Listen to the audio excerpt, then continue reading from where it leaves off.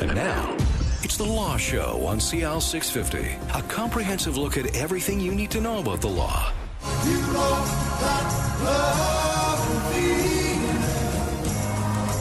Oh, that love will be. I was waiting for its gone part, you know. Well, here it comes. Gone. I'm sure you hear that a bit. Yes, I do. Not in those words, but it's a very the sentiment is there. Exactly. Hey, we're kind of getting ahead of ourselves here. Welcome to The Law Show on CL 650. I'm Zach Spencer. And from McQuarrie Hunter in Surrey is David Halkett, the voice you just heard. He's a partner there, and we're talking about relationships, breakups, divorce, all those things. She's gone. Yes. So this time of year, here we are just, a week or so away from Valentine's Day, and Christmas and the holidays have just passed. Is this like the dark zone for relationships, you think? It is. It's always a busy time. Mm-hmm. January is usually my busiest season, month.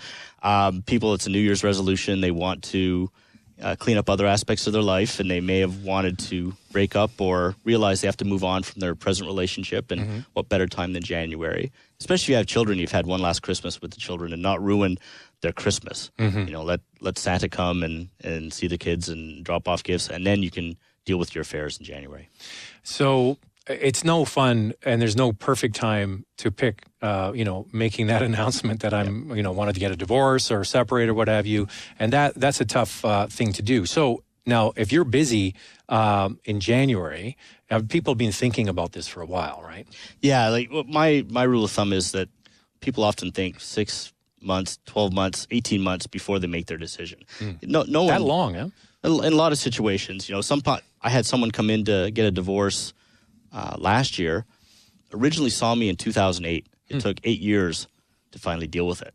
You wait sometimes till the children are older, or maybe it'll change. We'll try counseling, because no one really wants to end something they've been together with someone for like 20 years. Or some might say the day they got married, they were planning their exit. Exactly. Yeah, I have my exit strategy set up. But the kids is a big one, right? Yes. And okay, now you've seen so many people come through. Is it wise to wait until your kids are older, or is it sometimes better to make the separation because the kids know you're not happy? Yeah, well, that's a tough one, and each case is fact driven, but kids tend to know that if you're not happy, as you said, Zach, and it seems to me that it's better to see your kids half-time if you're happy all the time than full-time if you're not happy. It's a change in everyone's life, but, kids know if you're happy or not happy. And, there's so many stories you hear about the kids go through a lot, and obviously they do, but what you've witnessed over the years, do the kids settle pretty quickly into this separate lifestyles? Depends on is it the age? No, it depends on how the parents are. Right. If the parents are getting along still and realizing that they've got to put their children first, the kids can adapt. If the parents are fighting all the time, then the kids usually will have more of a difficulty with it. All right. So we've established this is a busy time of year. Yep. Valentine's Day is probably another marker. Yep. But there's all these things through the year. Okay, the last spring break. Yeah. The last summer vacation. Last birthday, whatever. So, is there a pattern you've seen in your expertise? Well, usually for me it's January and September. Last Christmas, last summer holiday. But we're pretty steady throughout the year. Like, we're economic proof. People get divorced in good times and in bad times. But January just seems to have the most new calls and most new files that start up.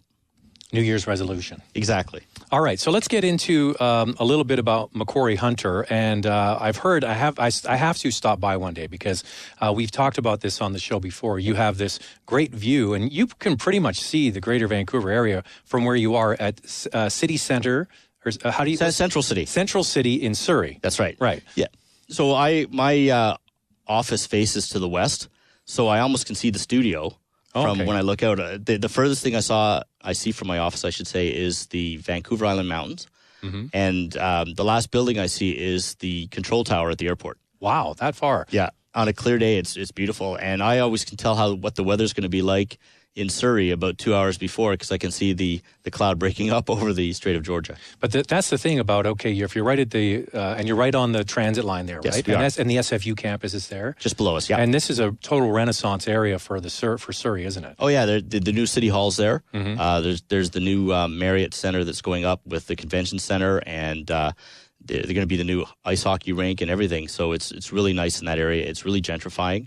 And it's central to everyone. It's close to get to. We're in pretty well the central part of all of the Lower Mainland. Yeah, because if you think about it, to the north you've got Coquitlam, Port Coquitlam, Maple Ridge, all of those areas. That's correct. To the west you've got New West, Richmond, Vancouver. Yep. And to the east you've got the whole Fraser Valley. Oh, yeah, and that 100,000 people are moving into that area every couple of years. So it's yeah, really, I think Surrey is the fastest growing municipality in Canada. that's correct. Yeah. Yeah.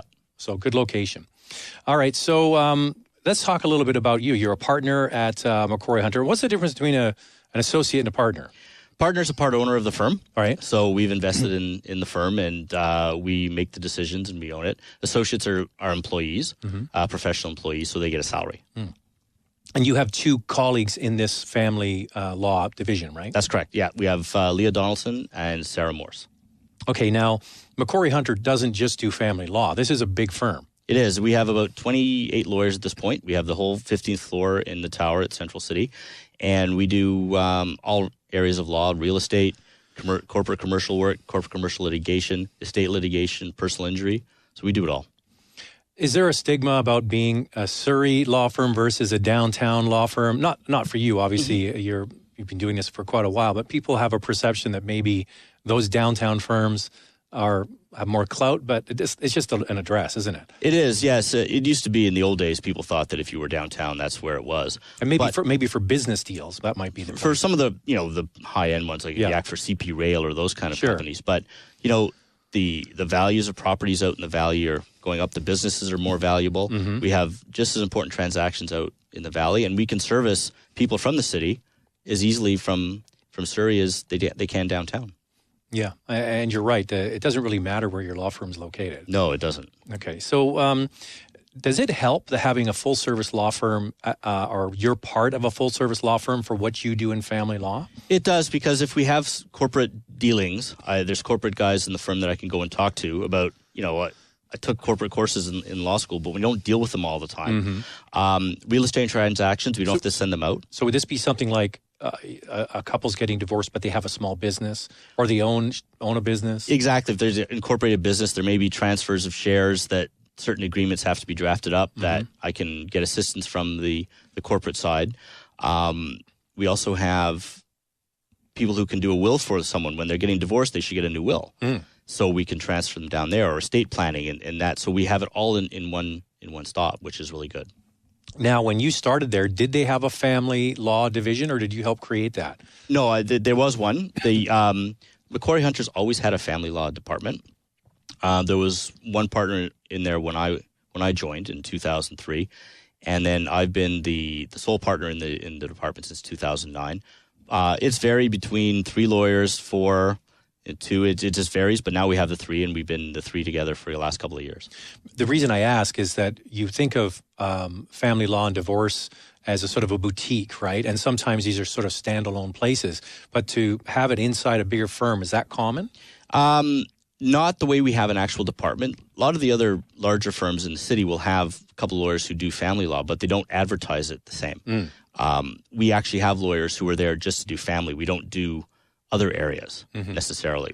The 2 of us, Sarah and I, all we do is family. Leah does a bit of estate litigation as well, but we're there to be a family law department.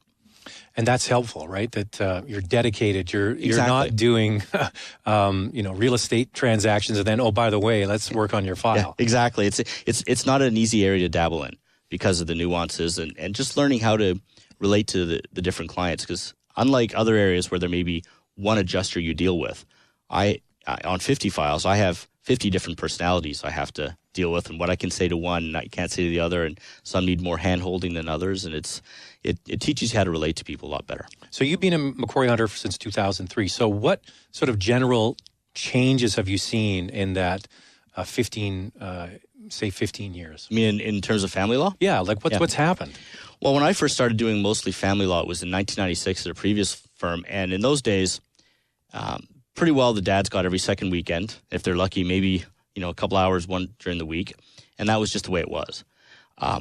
In, say, the last 10 years, it's moved to pretty well it's shared on most cases. So the children will go with both parents a shared amount of time, just whatever's good for them based on their age and interests and where they live. That's been the big change. Also, the wives tend to earn far more than they used to. Even when I started, there was more that stayed at home, whereas now... Well, just think about you going through law school, right? A lot of men, and now more women are professionals, so whether they're doctors, lawyers. The one exception may be engineering, but even that is changing. Well, when I graduated law school, it was 1991 when I got my LLB, and I was the first UBC class ever to have a majority of women. Oh, so even then? Yeah. Okay. I was the first class ever. Yeah. And so the earning power has changed. Exactly. So that's changed a lot of the dynamic.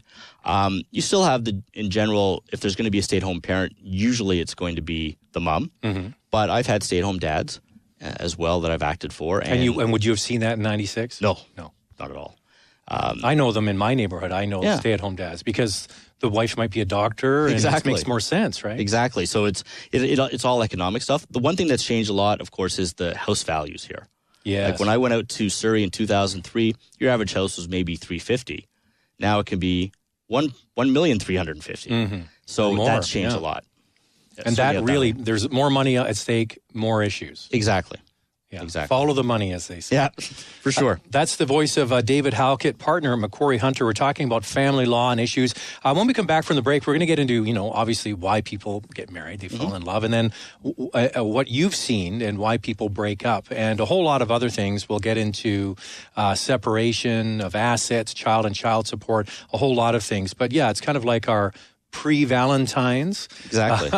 Look at the relationship and see where you are. We'll continue the conversation on The Law Show on CL 650. There's more of the show still ahead. This is The Law Show on CL 650.